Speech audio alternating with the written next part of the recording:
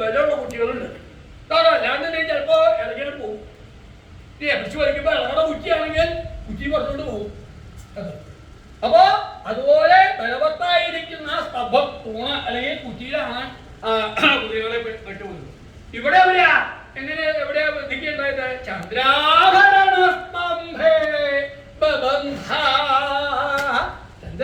സ്തംഭത്തിങ്കൽ ചന്ദ്രാഭരണനാകുന്ന സ്തംഭത്തിങ്കൽ ചന്ദ്രാഭരണത്തെ ചന്ദ്രകലാശനായിരിക്കുന്ന ആ ഭഗവാൻ ശ്രീപരമേശ്വരനാകുന്ന സ്തംഭത്തിങ്കലാണ് ബന്ധിക്കേണ്ടത്.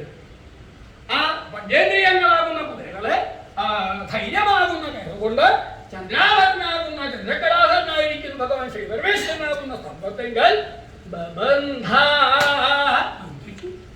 എന്ന് പറഞ്ഞാൽ തന്റെ മനസ്സ് മുഴുവൻ ആ ശരീരമെല്ലാം ദേഹത്തിങ്കിലേക്കെന്ന് ആക്കി. ആ ഭഗവാൻ മാത്രമേ ഉള്ളൂ, വേറെ ഒന്നുമില്ല എന്നുള്ള അവസ്ഥയിലേക്ക് എത്തിച്ചു. അതാണ് ചന്ദ്രാഭരണാകുന്ന സമ്പത്തിങ്കൽ ബന്ധിച്ചു എന്ന് പറയേണ്ടത്. ആ ഭഗവാൻ ശ്രീപരമേശ്വരങ്ങൾ ആയിട്ട് ആക്കി തീർത്തു.